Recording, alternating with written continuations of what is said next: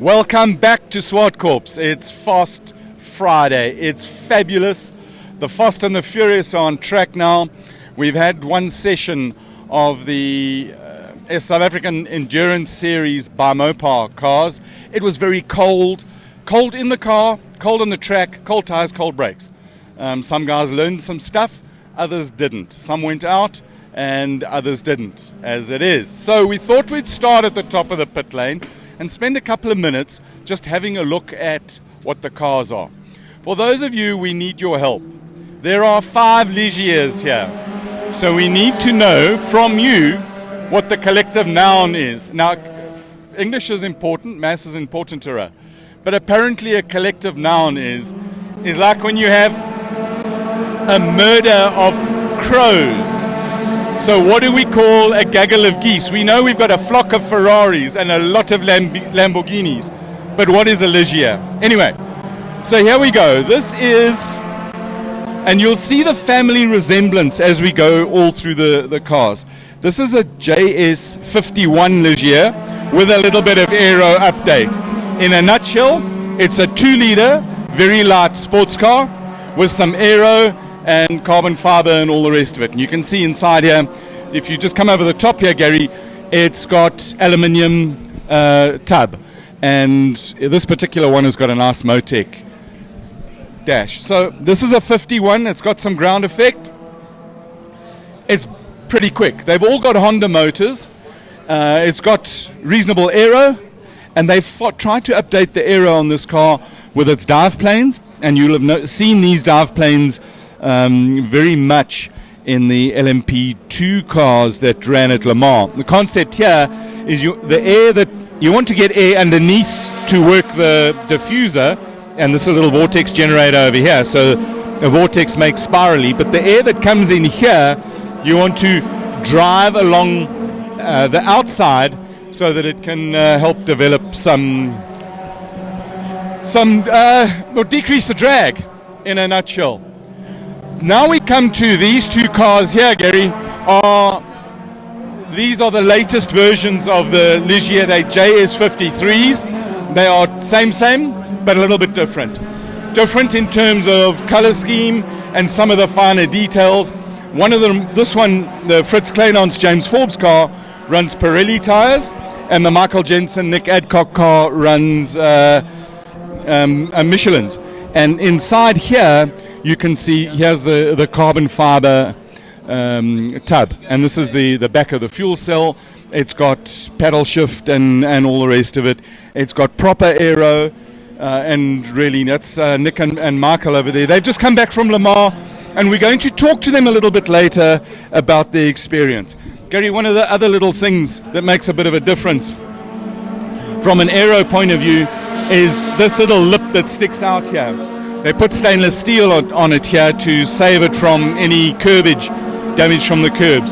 What this lip does is stops air bleeding down underneath the floor, because we want to keep the air on the floor there, and you don't want to disturb it too much so that it develops ground effect and it drives the downforce through the diffuser.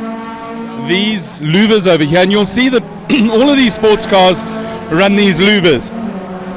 These are not the same as the Le Mans cars that run a big cutout, and they run those cutouts to stop them from flipping backwards, as you would have seen the anniversary of Peter Dumbrek flipping the Mercedes. So what these do here is that they allow the air to bleed out from the high pressure area underneath the wheel arch, and basically that creates ground effect.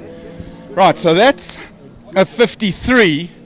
And then the oldest of them, this is almost as old as some of the drivers in the pits. This is the Sartori D'Amadio car. It's a 49, 51, 53, and this is a 49. So the 49 and the 53 share some evolution in it. And you'll see particularly in some of the systems where you've got the fuses here, where some of the others have got more modern power distribution modules. You'll see it's got an aluminium tub, but very, very similar in layout and concept. They are identical. They're very light, 2-litre stiff sports cars, 2-litre Honda engine, and their questions already. That is so cool. Whenever somebody goes quick, there's always a question, are they running a 2-litre engine? Or is it the 2.2 that, and there's so many rumors that go around. All we know is this one is silver and blue, and it's lacquer, and it's fast. So he's normally running a plumbing V8, but hey, that's him. Franco De Mario in the Alpha. We love the Alpha from G&H Transport Supercars.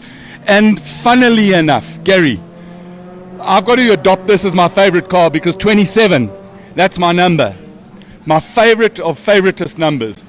Now, Ian got very upset with me when I called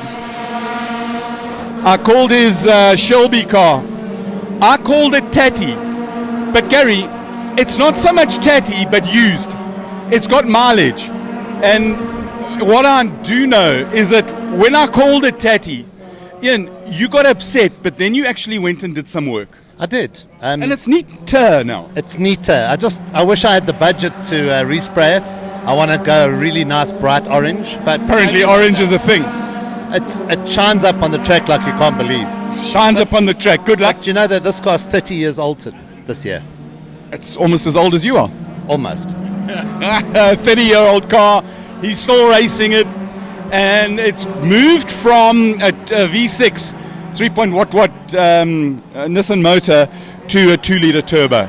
Interesting one. Online wants to know, Colin, who's your money on for the win tomorrow? I'm sure when he's talking about this and something overseas, I imagine it's... No, there's no race overseas tomorrow. There's a race on Sunday in Austria, and there's only one who's going to win it. It's pretty much like motorbikes. I find MotoGP incredibly boring because I can tell you who's going to win the next 3 races. Marc Marquez has got it won, and I'll tell you who's going to win the next 3 Grand Prix. Lewis Hamilton's got it done. That part is predictable. I don't find Formula One boring. I find it it's fascinating and super interesting with the detail. So, who's going to win the SA Endurance tomorrow? Okay, I give up. I need to think about that. I need to apply my mind and look at the form guide. So, Pitt is now helping them to figure out what the hell is going on here. Gary, it's a Lexus V8 engine. This is the Brian Martin car, and they have that car as Gary, this car needs to go to a psychiatric home. It has deep-seated issues. It doesn't work properly. It's like we should not moan or we should not make fun of mental health, because some of us suffer from dubious mental health. For those of you who need, there's always somebody, and on a serious note, there's always somebody listening. So no matter what you feel, someone's listening. Right, now we come to there's 8 of these things, 7 of them. This is the Nash pit. They need so many pits because there's so many of them.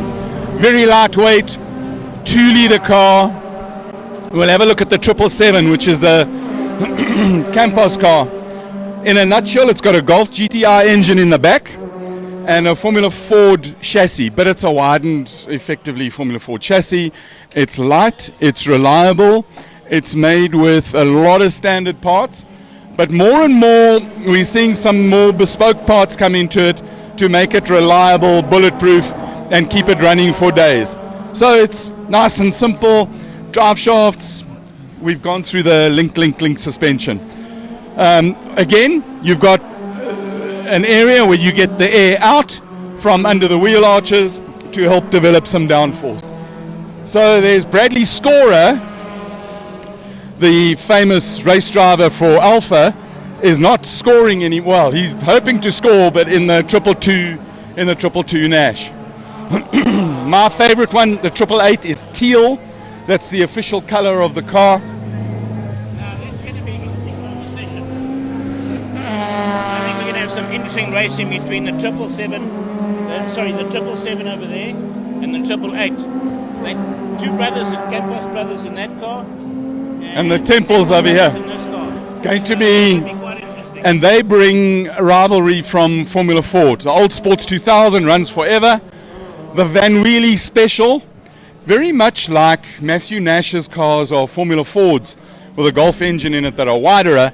This is an ex-Formula Volkswagen car that has been widened and bodyworked, so it's at its birth, its DNA is a Formula Volkswagen single-seater. The kids are back. They brought their Honda, and they've apparently brought a whole lot of gears with them. We know that from the last race they had some gearbox issues. They're really hoping to get a proper on-track battle here, Dane Angel car. We've got the 350Z. Guys are still learning about things. All the way from East London.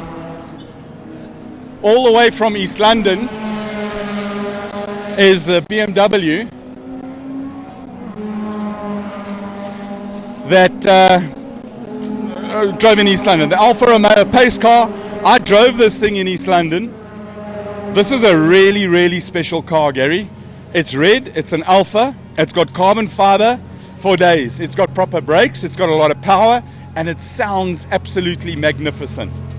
So there's the official pace car version, and slightly older version, the V6 Transverse V6 race car, and then this one.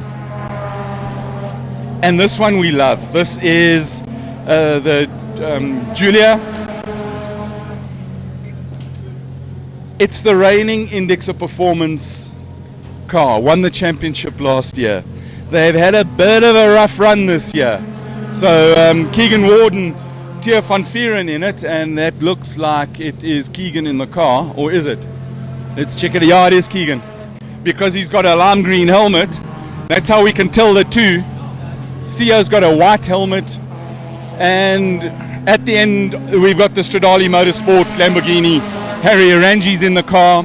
We love this car. It is, oh man. And we love it mainly because it's a Lamborghini. It is absolutely magnificent. So, there's a quick rundown of the grid. There are a couple of cars that we want to go and look at a little bit closer. There's some people we want to go and talk to. The guys have got about another 8 odd minutes before they go out for session number 2. We're going to love and leave you, and we're going to come back. But let's just summarize what's happening tomorrow. At 1:30, it's the 4-hour Mopar 600. It's round 3 of the South African Endurance Series by Mopar. We think that the weather's going to hold. It's going to be interesting. It's the first non-night race, so it's fully daytime. If you anywhere near Swartkorps, do yourself a favor. Come here, come and have a look at it. It's going to be 4 hours of absolutely magnificent racing. On that note, enjoy your Friday. It's fabulous, fast Friday. We're going to love and leave you. We'll talk to you later. Thanks for watching. Cheers.